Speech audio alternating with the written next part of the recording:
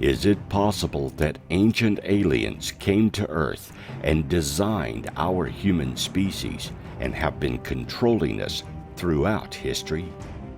In this talk from Jim Maars, author of several books on UFOs and the elite of the New World Order, he connects the dots through our history and understanding how ancient aliens may still be in control today.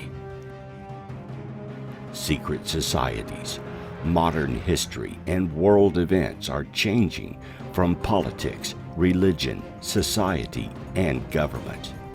Are we emerging into a new world order controlled by an elite? Or are we already there?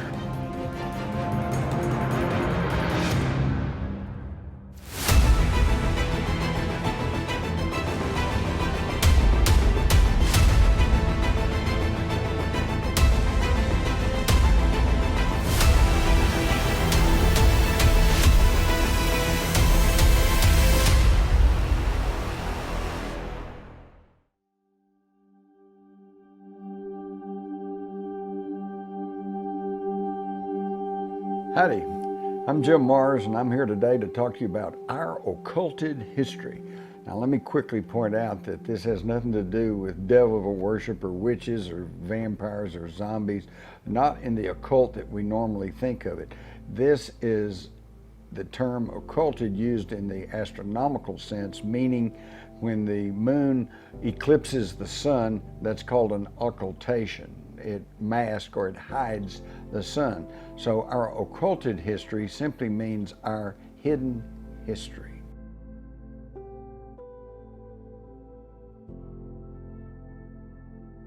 The Big Bang Theory, the idea that there were just energy in space and it coalesced and it kind of scrunched down and created tremendous pressure and then released an explosion and threw bits of energy and matter off into the universe, and they spun out and they cooled and they created galaxies and they created suns and then planets, and then evolution started. This is, of course, what we've all been taught in school, but even the Big Bang Theory today is being questioned. In a recent edition of Scientific America, it says quantum gaps in the Big Bang Theory. So it is simply a theory, and we're finding out new things all along.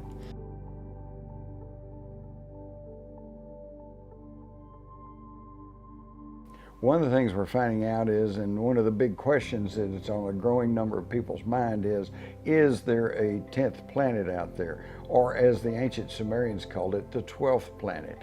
And there's really no contradiction, because the ancient Sumerians counted the sun and the moon as planets within our solar system, and our scientific establishment does not.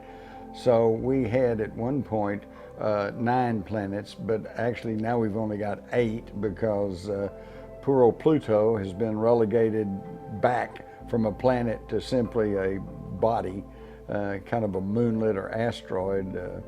But we're learning all kinds of things about the solar system. They have located a planet outside the solar system that they think is part of our system.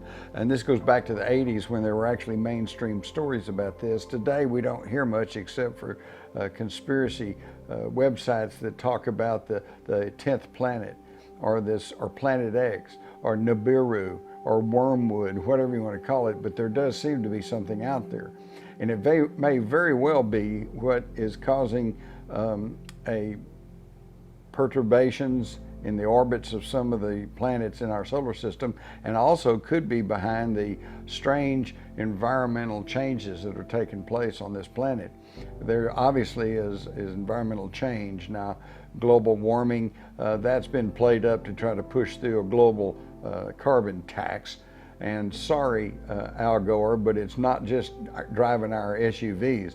The proof is in that the ice caps on Mars are diminishing, melting. Ice on some of the moons of Jupiter are melting. Outer planets are becoming more luminescent, which means that they're heating up. And so whatever is happening, it's solar system wide. It's not just our planet. And it could be evidence that there is another body moving into our solar system.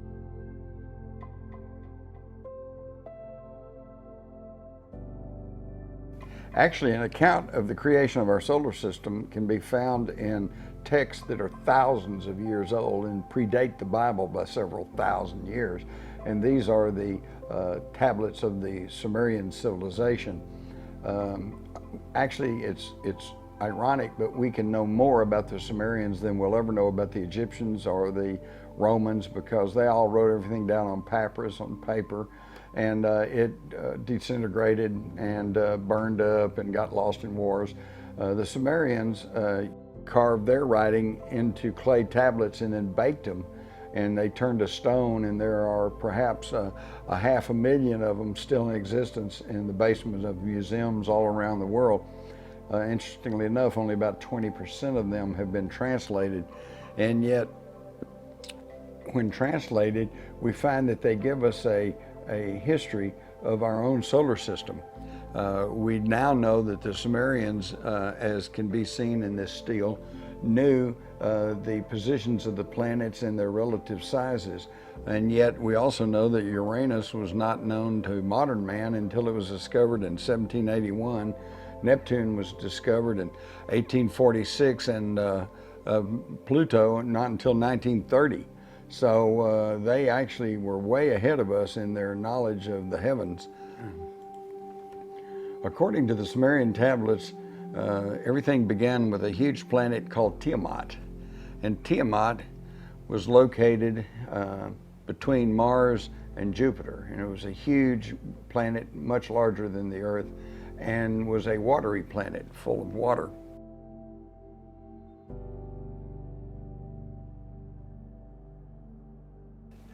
In their cuneiform tablets, the Sumerian told us of the war in heavens, the clashes that took place, and as read as a metaphor for the creation of our solar system, it tells an incredible story.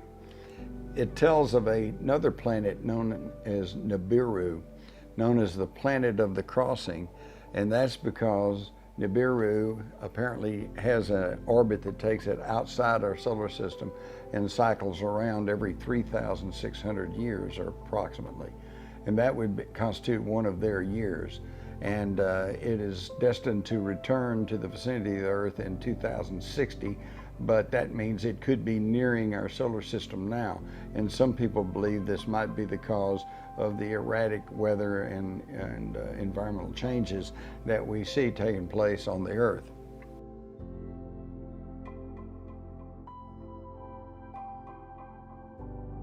As recently as 2012, there are astronomers who claim they have found evidence of another heavenly body in our solar system. So this is not just sheer theory. The only theory comes in as to what this object might be. Is it another planet? Is it a dwarf sun that's imploded? Is it a dark hole? You know, we're not sure. And of course, the government acts like there's nothing going on. But then what else is new?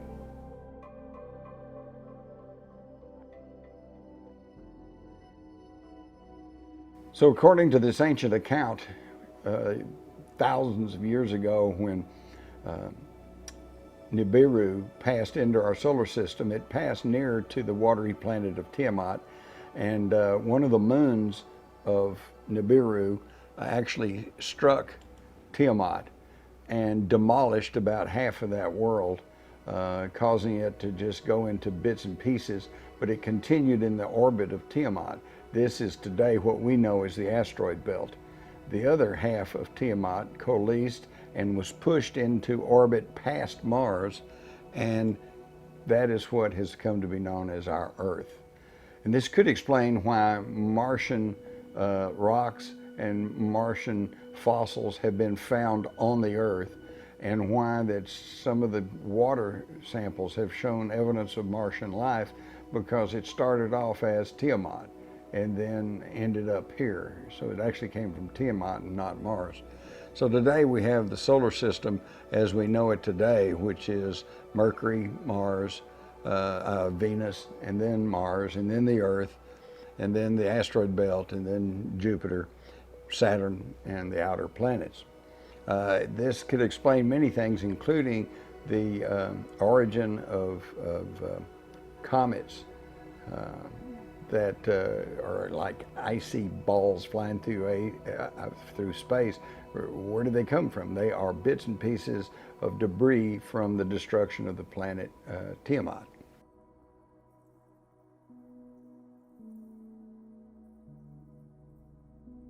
There are other oddities and strange things going on within our solar system. There are some of the moons that are very questionable.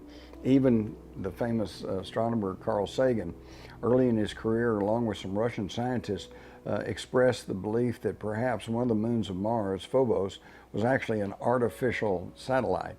And they said this because it gave evidence of being hollow, and as Carl Sagan noted, a natural satellite cannot be a hollow object.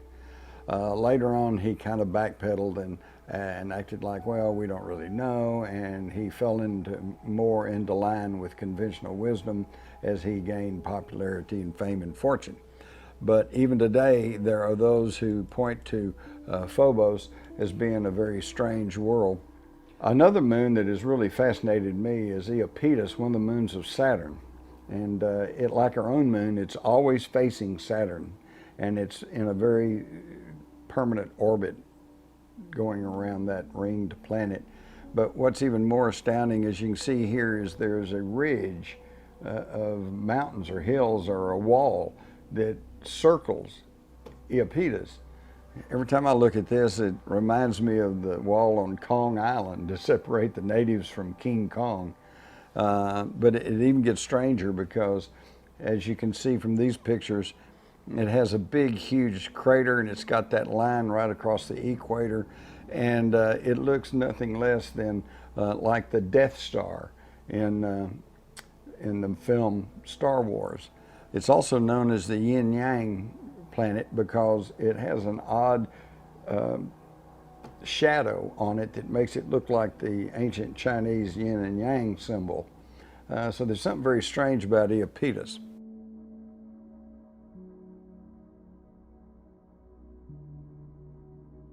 And then that brings up our own moon. Our own moon, there's a lot of strange things about our own moon, and there is some evidence it may be hollow. In 1969, when the Apollo 12 crew dropped their lander back onto the lunar surface, NASA officials announced that the moon vibrated and rang like a bell for hours. Well, that's only possible if the moon is predominantly hollow. Interestingly enough, I had a conversation with one of the astronauts who'd been to the moon, and I said, what do you think about the idea that the moon's hollow? And he kind of laughed and said, no, the moon's not hollow. But then he went on to say that scientists believe there may be giant caverns within the moon. And of course, here was a famous astronaut. I didn't want to get in his face, but you know, hollow moon and giant caverns in the moon, what's the difference? It's emptiness in there. And there's a lot of intriguing things about our moon, none the least of which is how to get to be there in the first place. When I was a young man in school, we were taught that the moon broke away from the Earth and was part of the Earth at some point, and then broke away and didn't explain how, and then went into orbit around the Earth. But now, since we've been to the moon and we have moon rocks, and we know that their composition is entirely different from the mineral compositions found on Earth, that it came from somewhere else.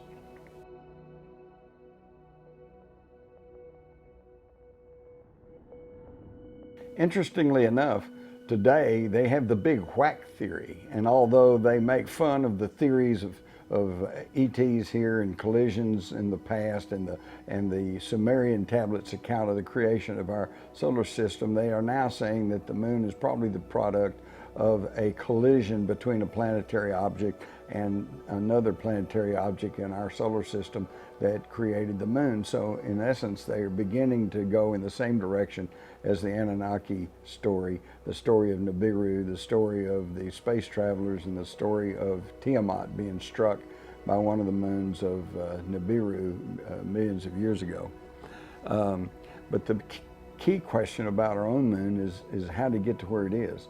The famous astronomer Isaac Asimov said the moon should not be where it is. And what was he talking about?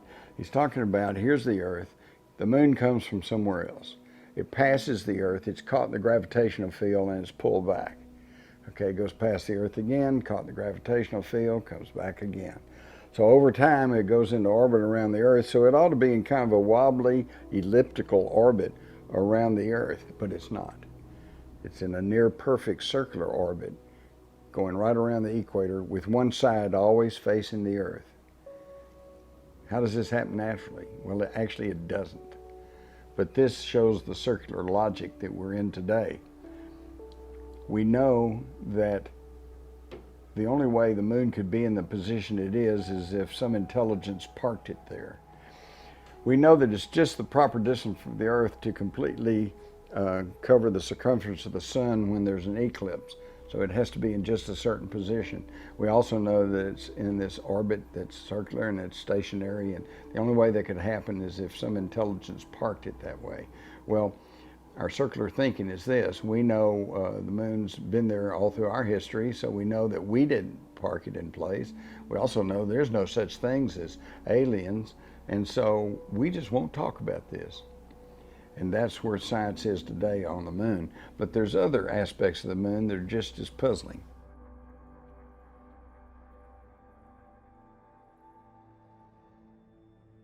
Here's a NASA photograph of what is known as the shard.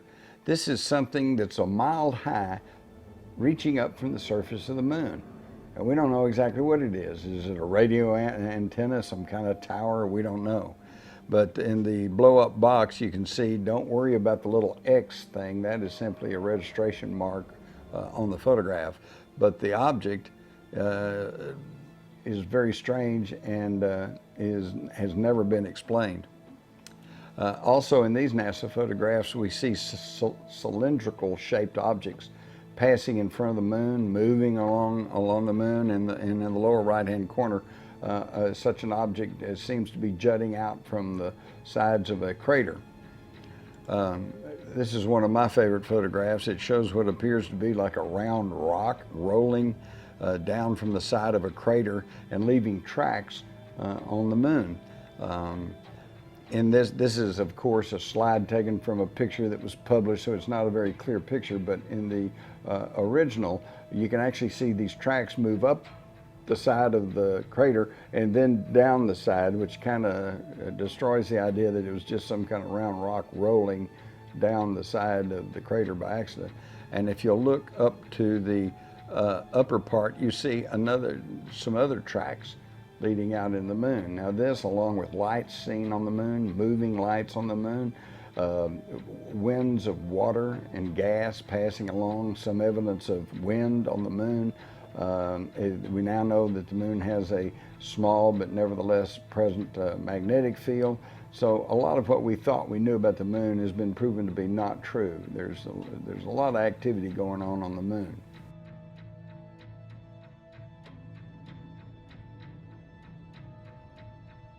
We also know that there's other strange artifacts in our solar system. In the Cydonia region of Mars, of course, we have the infamous face on Mars, which they've tried to say, well, there's nothing there, and yet certain times of the day it appears to be a human face.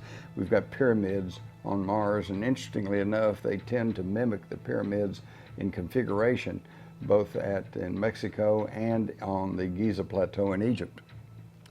All of which then tends to say that there has been intelligent life visiting in our solar system for thousands of years. But how about our own planet? And yes, the evidence becomes even more compelling. On our own planet, we have a small axe found embedded in rock that dates back up to 1 million years. We've got the Piri Reis map that was done in the 1500s by a Turkish admiral who said he got the maps from earlier Greek maps, and they in turn based on even earlier maps.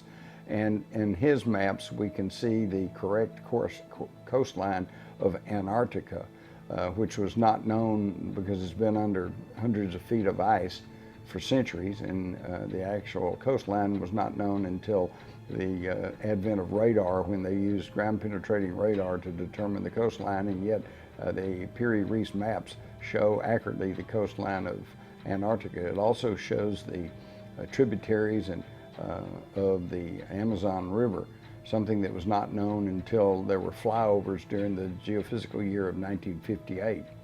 So where did he get that? Well, he got them from much earlier maps. And what's really fascinating to me is these earlier maps tend to distort as you get further out in distance. The coastlines and the riverbeds tend to elongate. This is exactly what you see on photographs taken from high in the atmosphere, because you get the curvature of the earth and it begins to distort the edges of the landmass that you're taking a picture of. So in other words, these ancient maps that were drawn during the 1500s, based on Greek maps that were based on even earlier maps, show evidence of having been copied from aerial photographs.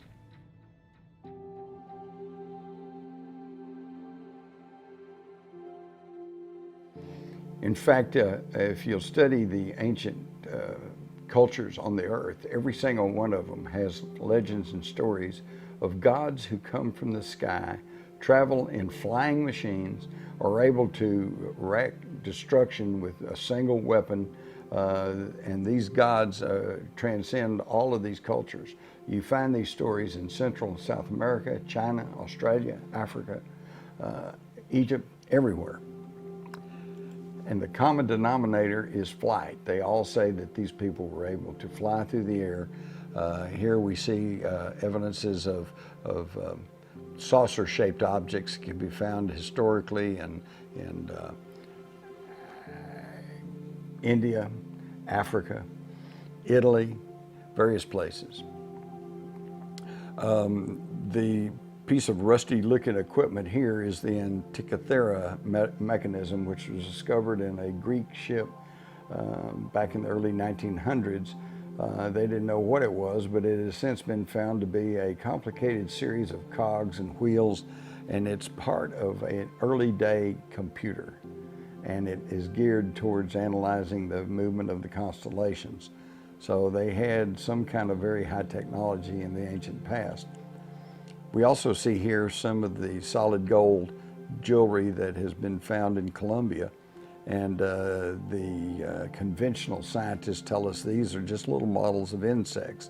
And yet if you look, it's got a wing, it's got a tail, it's got fins. It appears like nothing less than some sort of aircraft. And in fact, these German researchers built a model of one of these little insect pieces of jewelry, and lo and behold, it could fly just fine. So they apparently were modeling this jewelry on actual flying devices that they had seen or had some experience with, and were copying it down in their jewelry.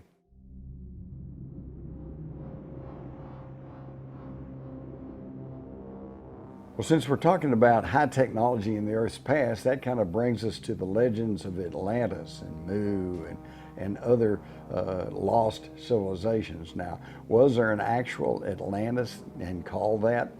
We don't know for sure. But Atlantis is a good catch-all term meaning a prehistorical, highly technological civilization. The evidence for this has been found actually all over the world. But again, like the story of the blind men and the elephant, when they go to the zoo and they all experience a different part of the elephant, the scientists today have a piece of the Atlantean myth and story and a piece of the truth, but I'm not sure anybody has the whole picture, because now there are tremendous arguments about Atlantis was a big island in the middle of the Atlantic. No, Atlantis was Antarctica before a pole shift. No, Atlantis is in the Bahamas. No, Atlantis is in the South China Sea. No, Atlantis was the island of Santorini or Crete before those volcanic eruptions. And I think that they were all telling the truth. They've only got a piece of it. Apparently, there was a worldwide highly technological civilization at some point that encompassed the entire Earth, but at some point it fell into rack and ruin. And it could be that their energy sources were these pyramids, which can now be found all around the world.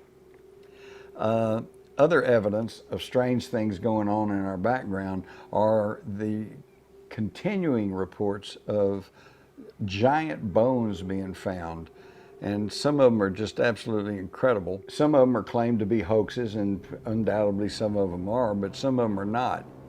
And the thing to understand is that there's really nothing new about giants. We've had giants all throughout history. We've got giants today, as evidenced by some of these more modern people, contrasting shorter people with the taller people. And of course, we have the story in the Bible of David and Goliath. And Goliath wasn't just one anomaly. He had brothers, and he was of a clan of giants. And these giants have been with us all along. But for some reason, the powers that be have decided to try to keep this heritage from us. The Smithsonian Institute, which we all know is a great scientific institution, but what we don't know is that it is a agency of the United States government. It's the government. And they traditionally have come along, and as you could see from these news clippings, when these giant skeletons, when giant skulls, when crystal skulls, when very anomalous objects have been found, it's the government that comes along, usually in the form of the Smithsonian, to grab everything up and lock it away. Very reminiscent of the Indiana Jones movie, where they have the Ark of the Covenant stored away in a government warehouse. I'm particularly interested in a story from 1909 that some employees of the Smithsonian discovered Egyptian artifacts in the north end of the Grand Canyon. And there were newspaper accounts at that time with lots of detail about the rooms that were found, the artifacts that were found, the fact that they were bringing in people, they were building derricks and lowering this stuff out of the cave system. And yet today, when you ask the Smithsonian, they say, we don't know anything about that. And the people in the area, and everybody's forgotten about it. It's pretty amazing. But what intrigues me is that although they deny that there's anything to these stories of Egyptian artifacts being found in the Grand Canyon, which of course would throw the conventional history of mankind into a cocked hat, we find that in the north end of the Grand Canyon, around 94 Mile Creek and Trinity Creek, they've got rock formations with names like the Tower of Set, the Tower of Ra, Horus Temple, Osiris Temple, Isis Temple. Well, where do these names come from if they didn't find something to tie it to ancient Egypt there? So again, more of our history that's being kept from us.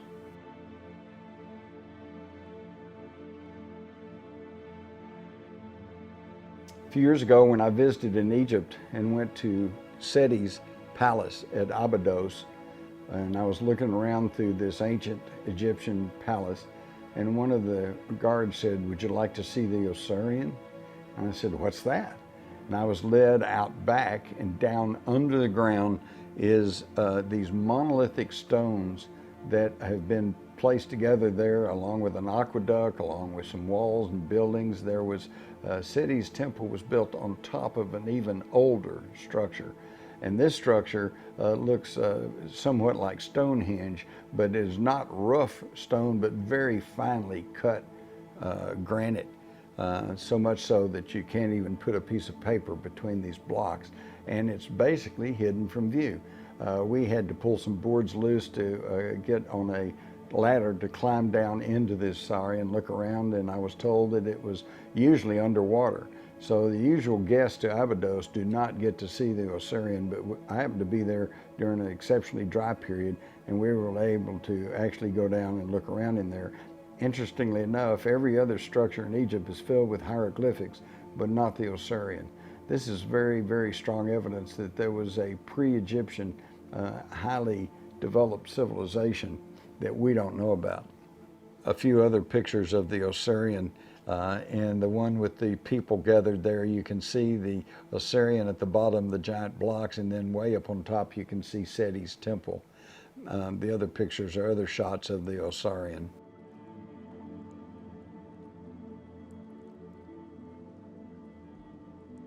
There is definitely a power going on in some of these ancient Egyptian tombs and palaces.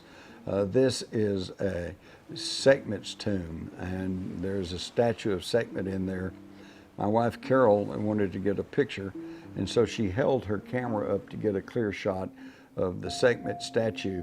And as you can see in this photograph taken from another person on our group who was standing behind her, there is energy leaping out of her camera and moving towards the Sekhmet statue. Her camera went dead at this point and never worked again the rest of the trip. She bemoaned the fact that Sekhmet had sucked the energy from her camera. Again, I think this tells us there is still the remnants of some very exotic technology still to be found in Egypt. Also in Egypt was this gate that was found in the Egyptian village of Nazlet el Shanan, just outside the Giza wall, and it's adorned at the top with a little small figure with a big head and big dark eyes, very reminiscent of an alien gray. To the right is a rock carving, which again looks nothing less than a alien gray.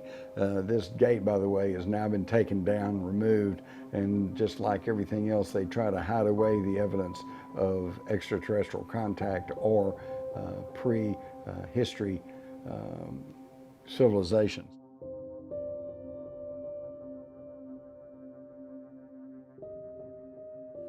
Moving to the Normandy coast, we find the site of Karnak, a Neolithic cathedral. There are 3,500 years dated back of these stones that cover thousands of stones upright and that cover the countryside there in Normandy. Another strange site is at Baalbek in Lebanon. This, of course, is where the Roman city of Heliopolis was built, and yet it was built over these gigantic stones that even in today's technology could probably not be moved. Here you can see a group of people standing in front of one of the huge stones that had been quarried but had not yet been moved to Baalbek. It is true, and as has been argued, that there are maybe one or two cranes in the world today that could pick up a stone like that weighing more than 1,000 tons. But as to my research, there is none that could pick up a stone that heavy and move it. They could lift it, but they cannot move with it. And so the question still remains is what kind of technology did these people have way back prior to the Roman times that they were able to build this huge platform there in Lebanon? Zachariah Sitchin and other scholars who have begun to reinterpret the Sumerian tablets say that this was the site of a spaceport where extraterrestrials landed and took off. Here we have one of the statues on Easter Island, and we usually just see those giant heads jutting out of the ground, and they are wondrous enough. But here we can see that they've actually excavated down, and it's not just the head, there's a whole body down there. A huge statue that was quarried from some distance away of where they're buried in the ground. So who actually made those, and what was that all about? And what kind of tools did they have to make these giant statues and move them to their current locations? And why is it that after digging down and realizing that there's giant statues under here, much taller than just the heads, they have filled them in? Okay, they don't want people to know that these things exist. To the right here, we see the famous Coral Castle that Ed Leedskalnin built in Florida back in the 1920s. He's got some stones as heavy as 30 tons that apparently he, as an older man, was able to move around on his own. And how did he do that? He would simply tell people he had discovered the secrets of the ancient Egyptians. And he was able to move things around. Recently, there's been lots of excavation done at a site in Turkey called Göbekli Tepe. Göbekli Tepe is called the Turkish Stonehenge because it dates back more than 7,000 years before Stonehenge on the Salisbury Plain. And nobody knows who built this, but there are incredible signs of sophistication. Here are some of the carvings that are still visible, obviously very ornate. They think the place was built as a place of worship, a place to study the stars. Again, we find, just like every other primitive society around the world, this fascination and interest with the stars. indicating they knew there was something important about that, perhaps because they knew this is where their, quote, gods came from. But in addition to these sites, we have these odd skulls that have been found all around the world. Skulls with elongated craniums, skulls with horns, skulls with reddish hair on them, some with fanged teeth, skulls with no teeth, giant skulls, pygmy skulls, crystal skulls that are perfect in measurements of the human head. And a lot of them with these elongated skulls. It makes one wonder where we see here at the bottom the Egyptian queen Nefertiti that wore this conical type hat. And was that just a fashion of the time, or was that to cover up a elongated skull because they were part human and part something else?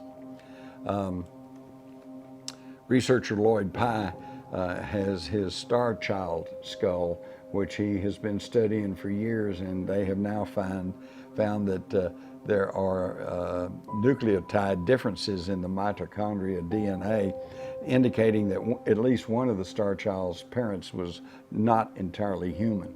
So here we have more hard evidence that there was visitation by non-humans in the distant past on our planet. And it raises the question then, did our ancestors come from somewhere else?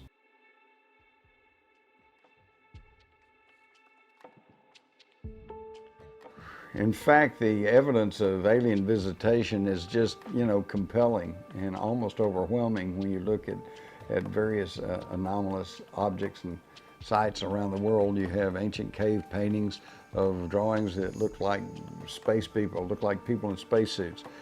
We've got ancient coins that show flying objects. We have carvings and art during the Middle Ages showing odd-looking saucer-shaped objects flying through the air. So it's been here all along. Of course, the idea that mankind was nurtured along by some extraterrestrial force is nothing new. We saw this in the famous movie 2001: A Space Odyssey.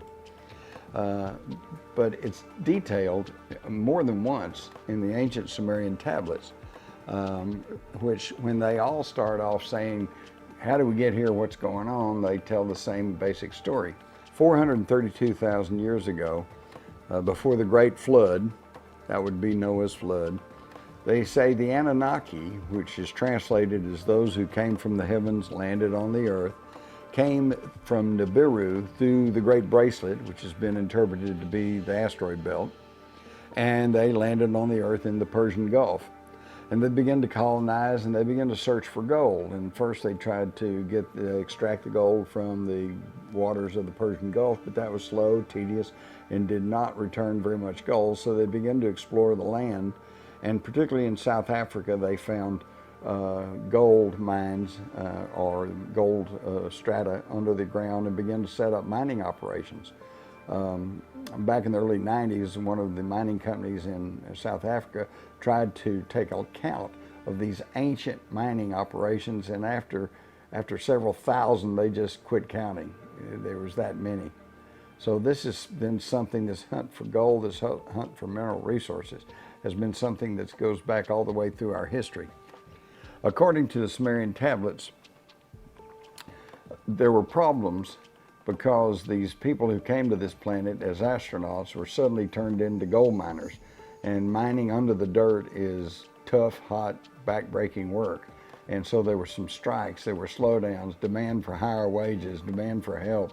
And the leadership of the Anunnaki were troubled as to what they were going to do about it.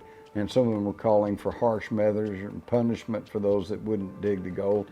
But their science officer, Enki, said, well, now I've been studying Earth primitives at my laboratory in South Africa, and I believe that we could tweak with the DNA of these Earth primitives and make ourselves a worker race that could do all the hard labor work and free us of the job.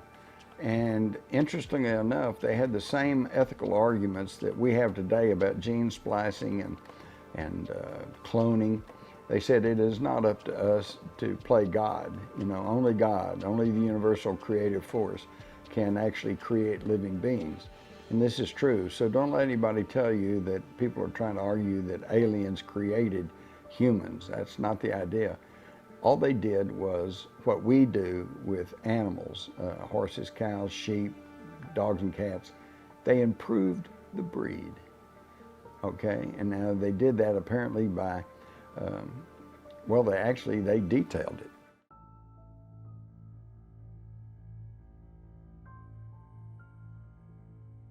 According to the Sumerian tablets, the science officer Enki and his partner Harshug took the ovum of an earth female and fertilized it with the sperm of an Anunnaki male, and then implanted it in vitro fertilization into the vagina of a Anunnaki female who carried it to term, and then they performed a cesarean birth and produced a hybrid between the two species that they call the Adama, the Adam, the first earth person. And initially these were like mules. They could not reproduce, so they had to keep creating them. But after further experimentation and dabbling with the DNA, they actually perfected it to where the humans can now reproduce themselves. And this is where the trouble started. According to the Anunnaki overlord Enlil, he was perturbed by the mating sounds of the humans as they reproduced like rabbits. And when they realized that Nibiru was coming back and there was going to be some giant earth changes, it was decided that the humans had gotten out of hand. For any of you who've seen the Star Trek show Tribbles, it was kind of like the humans had become the Tribbles. We were overrunning everything. So it was decided to let nature take its course. And when Nibiru got closer enough to cause geophysical disasters on the Earth, the Anunnaki just left in their ships and went into orbit around the Earth while the Great Flood rolled over most of the land.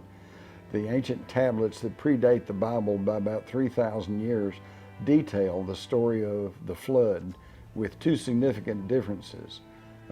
Whereas the Bible's story of the flood tells how Noah was contacted by his God and told to build an ark, and he took of all living things, etc. The Sumerian version has the person as Utnapishtim, and he was told by his God to build an ark, and it was the same dimensions, sealed the same way, is passed down to the biblical account. The other difference is very intriguing to me, because I often wondered, how do you keep going in a boat filled with animals? Do the lions lie down with the gazelles? What's happening there? But according to the Sumerian tablets, Utnapishtim was told to build an ark, and that it was going to be filled with the seed of every living thing. And so since we already know they had a working knowledge of DNA and of cloning and of genetic manipulation, then all of a sudden we see, instead of a boatload of animals, you had a boat with a closet with DNA tissues and DNA samples in it that could then be used after dry ground was found to replenish the earth, and apparently this was what was done. In fact, it's really intriguing to find that the first signs of farming occurred in the higher levels of the Caucasus Mountain region, exactly the location of Mount Ararat, where according to both the Bible and the Sumerian tablets, the ark came to rest, and that they came out and began to hunt and to farm.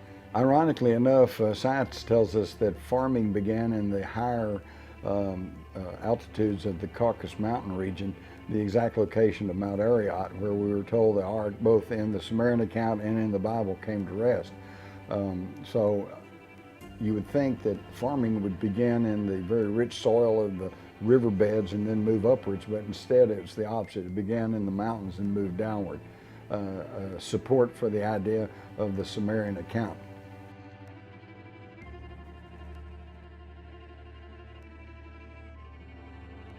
Other evidence of life on the earth that may have had alternative technology can be found in South Africa, where scientists and researchers have found thousands and thousands of these stone circles with no entrances, no exits. They're just circles. And over there, the people will tell you, well, they're just corrals. You know, that's where we keep the animals, or that's where they did. But these stone circles have been dated back to more than 200,000 years ago. And as I said, there's no entrances. So what good is a corral if you can't put the animals in or get them out? No, they were for something else. And what they are finding out is that apparently this was a technology to draw energy from the earth itself.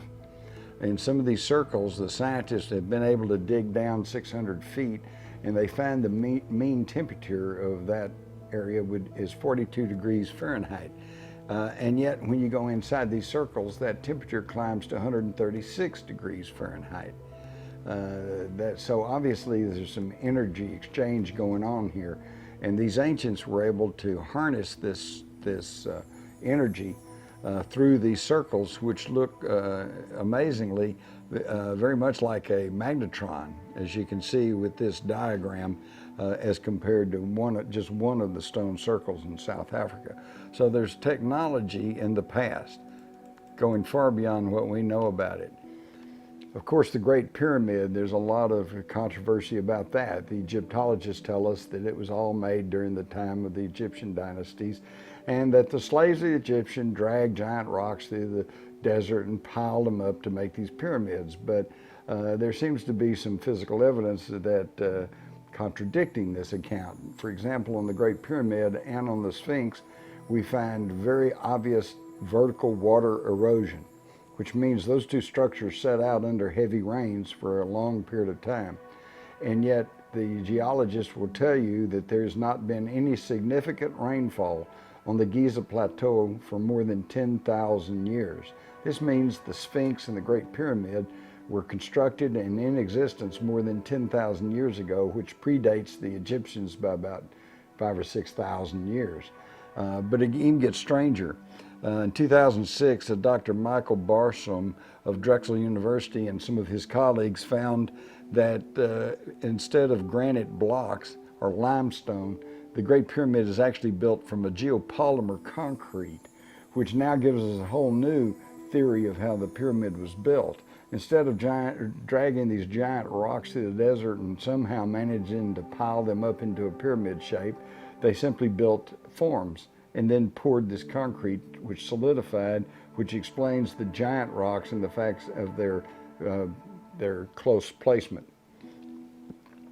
A British engineer, Christopher Dunn, has speculated that according to the layout and internal configuration of the Great Pyramid, that it was not a tomb or even an Egyptian artifact, but a power plant, that it was drawing energy from the earth, very similar to the stone circles in South Africa, and that may have been passing this energy along to a worldwide civilization through other pyramids. We do know that pyramids can be found all around the world. There's a reported one in Eastern Europe. We've got the pyramids in Mexico, in South America, pyramids in Greece, pyramids in China.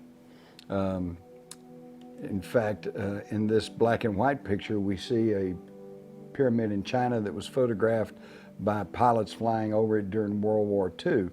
At the top picture, you notice they planted trees on top of one of these pyramids in China, and for a while they tried to say there were no pyramids now, but now they admit that there are these giant pyramids in China, which I think gives us evidence of this worldwide civilization.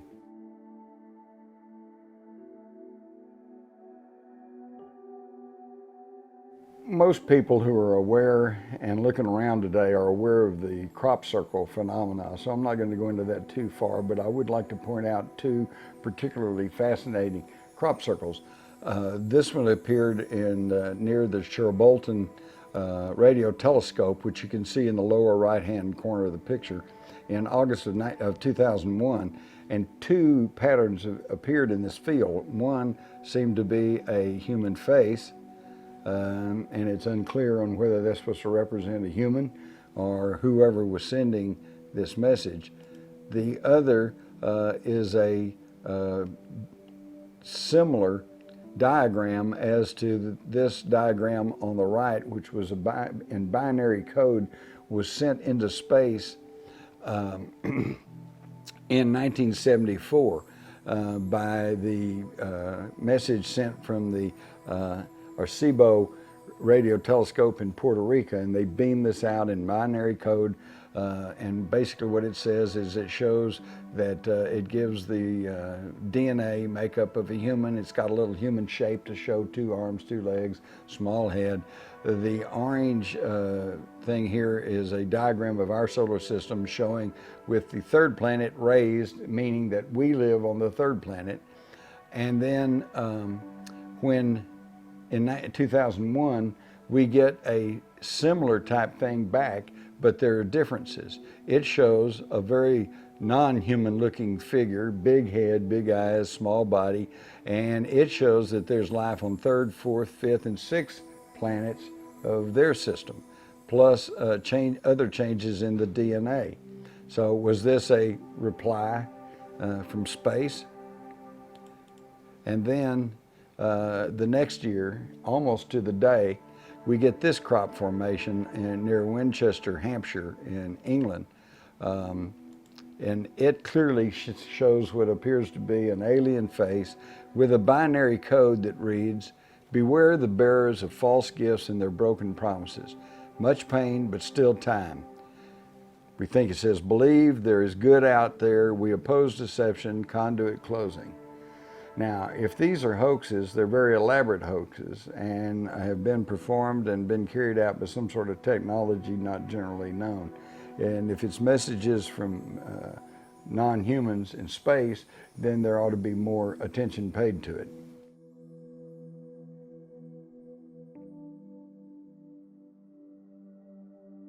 Various world leaders have attempted to alert us that there's something going on behind the scenes, and that there's a force, a power somewhere.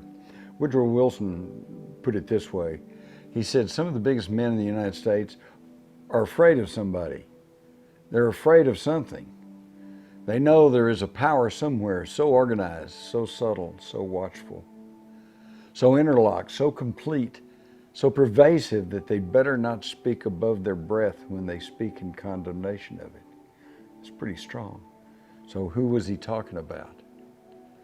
Well, we know that the ruling elite, the international banking elite, the royal families, they look with disdain on the public.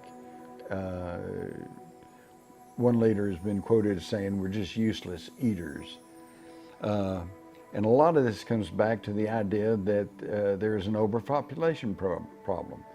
The very same thing we saw in the Sumerian tablets with the ancient Anunnaki god Enlil, who says the human population is getting out of control. We got to do something about this. All right. Well, today, Prince Philip of England has written that human population growth is probably the single most serious long-term threat to survival. If it isn't controlled voluntarily, it will be controlled involuntarily by an increase in disease, starvation, and war. And I ask you, isn't that about what we're seeing around the planet? Africa's being decimated by disease, wars cropping up all over the place, and there is starvation in 3rd world countries. In fact, this to me is the greatest proof of conspiracy in the world today, and the biggest conspiracy in the world today, because we know that today there is off-the-shelf technology that can provide basic food, clothing, shelter, food, and basic medical attention to every single person on this planet. And yet, while you're sitting here listening to this video, in the back of your mind, you know there are literally millions of children starving to death on this planet right now. Why is that? I don't want that. You don't want that. Well, after you get past the facile explanations, politics and transportation and not enough money and blah, blah, blah. The real reason is because somewhere somebody wants it that way. If nobody wanted it that way, it wouldn't be that way. So that's the biggest conspiracy happening today. But let's take a look at Prince Philip's argument. Overpopulation. Is this true? I submit to you, no. Today, the average living space in Hong Kong. And of course, there's very rich, very poor. But the average living space is 1,700 square feet. It's a pretty good sized apartment. It's a lot bigger apartment than I ever lived in as a young man. Okay, so based on an average living space of 1,700 square feet, the entire 7 billion population of the world could live comfortably enough in the state of Texas. Nobody else in the rest of the world. So wait a minute, we don't really have an overpopulation problem, we have a population density problem. Everybody's crammed into these giant cities, which is creating more and more of a problem because of pollution, trash, crime, congestion, etc. So what's the solution? Well, I say move out. Everybody spread out and go to other planets, colonize other worlds. But to Prince Philip and the ruling elite, as they consider themselves on this planet, they have a different viewpoint. Prince Philip also has been quoted saying, in the event that I am reincarnated, I would like to return as a deadly virus in order to contribute something to solve overpopulation. They want to kill us. They want us dead. They want to reduce the world's population from 7 billion to maybe 500 million. And then they can live and have all the pretty countryside with just enough people around to mow the grass and cook the food and wash the clothes. Is this really the future we want? And if it's not what you want, then you better start rethinking what you're doing and how you're doing it.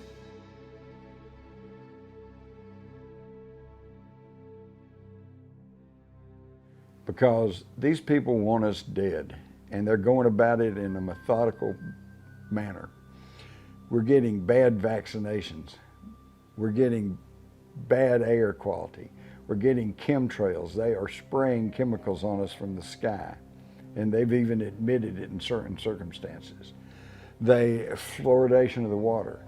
You realize one of the ingredients of Prozac is sodium fluoride. The Nazis found that sodium fluoride over time can build up in the brain, calcify the brain, and lead to zombification, basically. That's why they put it in the water of their concentration camps to keep the public pacified and non-resistant. And now they're putting it in 2/3 of the water supply of the United States. If your city or your town is putting fluoride in the water, you better start getting active, or your children are going to be thoughtless. Genetically modified organisms. We have no idea what this is going to do to everybody, and yet they're expanding this use all over the place, although there are now countries on the world who are banning GMO foods. But here, they just defeated a law that simply wanted them to let you know when they are putting GMO foods in your food supply. Label it. Let us know that that's what we're getting. No, they don't even have to do that now. It's incredible. So, this is no longer a political or a philosophical debate. This is self-defense. If you don't wise up and realize that there is a ruling clique in this world that wants you dead and wants you sick and wants you unthinking, then you're just going to end up in an Orwellian society and wonder how you got there. It's pretty incredible because what we have here is a would-be ruling elite that seems bent on killing the goose that lays the golden eggs, and that being the earth with its plentiful bounty of food and water and arable land and plenty of opportunity for anyone to live and be happy. But no, we have to face pollution and economic crisis and political crisis and wars because somebody wants it that way. And it's time that we look at these possibilities that this ruling elite are totally aware of the ancient astronauts idea. They know that there's been technology in the ancient past. They know there has been advanced civilizations. They don't laugh and snicker at all this. They know it's true. So I see this as leading to three possibilities. They're either trying to use modern technology to contact these ancient sky gods, to gain their knowledge, to gain their power, or two, they are already in contact with these ET intelligences and are being guided or controlled by them, or three, they are the ancient sky gods, the Anunnaki, the serpent kings of legend. So which is it?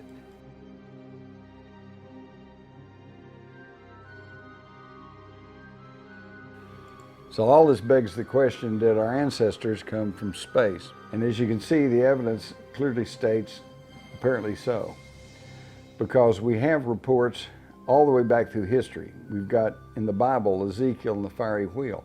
We've got the stories of flying boats by the Egyptians. We've got the flying shields of the Romans. We've got the reports of things flying through the air in the Middle Ages. We got reports of things flying through the air in the 1800s, long before the Wright brothers flew. Obviously it seems like that there is evidence to show that there has been visitation on this planet. So that leads to the big question, if they were here then, where are they now? Did they all leave? Or did some of them stay behind? If so, then where are they and what do they want?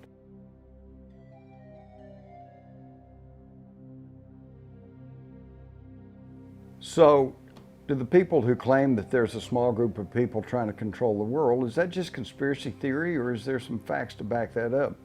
I would point you to a 2011 study by the Swiss Federal Institute of Technology. They studied 43,000 multinational corporations, and they found out that these 43,000 corporations are actually controlled by only 1,318 companies, most of these with interlocking directorships and ownerships, and these 1,300 companies are in turn controlled by 147 firms with interlocking control, and that these 147 firms control more than 60% of global revenues. That's an incredible concentration of power.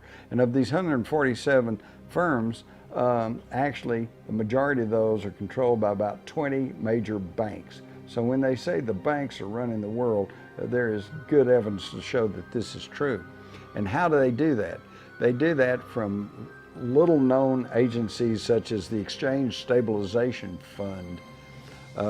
It was created in 1934 at the height of the Depression, and it is a little known office of the U.S. Treasury, which controls the New York Federal Reserve Bank, which in turn is the lead bank for the Federal Reserve System, the 12 banks of the Federal Reserve System. They also have handled the black budget for the CIA, which brings in billions of dollars unaccounted for. They also created the International Monetary Fund and the World Bank, which has come under criticism for trying to control and buy up the third world countries. The Exchange Stabilization Fund is one of these little interlocking systems where the bankers control everything, and it's been involved in virtually every scandal in American history since its creation in 1934, and that includes the claims of CIA drug smuggling, Iran-Contra, and even the JFK assassination. Another little known control mechanism of the monetary system is the Financial Stability Board. This originally was this Financial Stability Committee of the Bank for International Settlements, which was created to handle war reparations after World War I, but soon became taken over by the German Nazis and was a Nazi bank. And during the World War II, this was the bank where everybody kept their money and to stay above the fight. In 2006, President Obama signed on to the G20 agreement that agreed to let the Financial Stability Committee become the Financial Stability Board, which oversees our economy. It dictates policy to the Fed, to the Security and Exchange Commission, and other policy groups. And so this, by the stroke of his pen, President Obama has now put our entire financial system into the hands of the international bankers, as if they didn't have a large enough stake in it through the Federal Reserve System. So with the Bilderbergers and with these international agencies that are now controlling our economy, this is where the power to control and manipulate the media and big business comes in by a small handful of people. And these people can trace their heritage and their knowledge back to these ancient sky gods. The Rothschild banking dynasty is acknowledged as probably one of the top organizers of the financial pyramid of power in the world today. And they don't laugh at the idea of ancient astronauts. In fact, in the 20s, they named one of their children Nimrod because they claim that they are the descendants of the Sumerian god king Nimrod.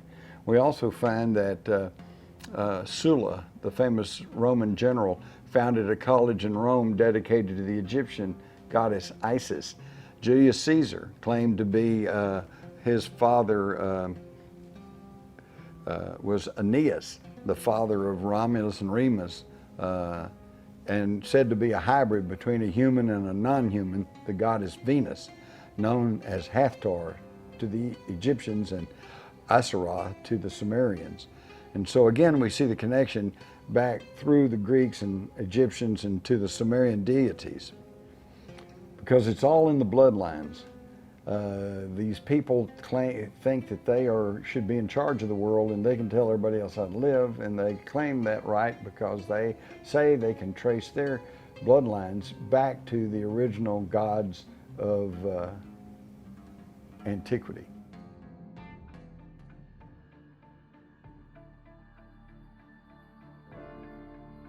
Since it's plain that they're trying to control the economy of the world and trying to destroy a good portion of the human race through disease, warfare, starvation, first we have to ask ourselves, are they just greedy corporatists? Do they not realize what they're doing?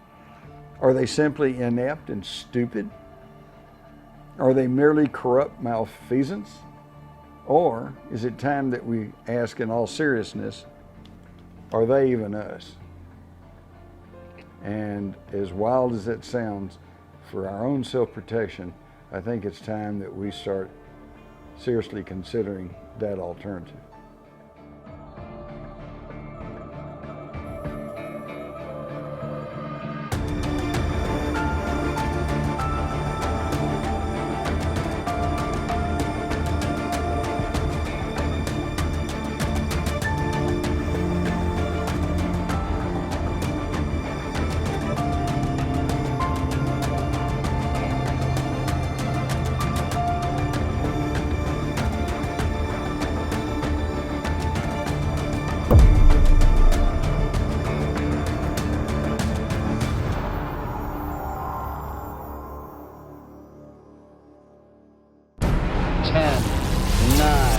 Ignition sequence start.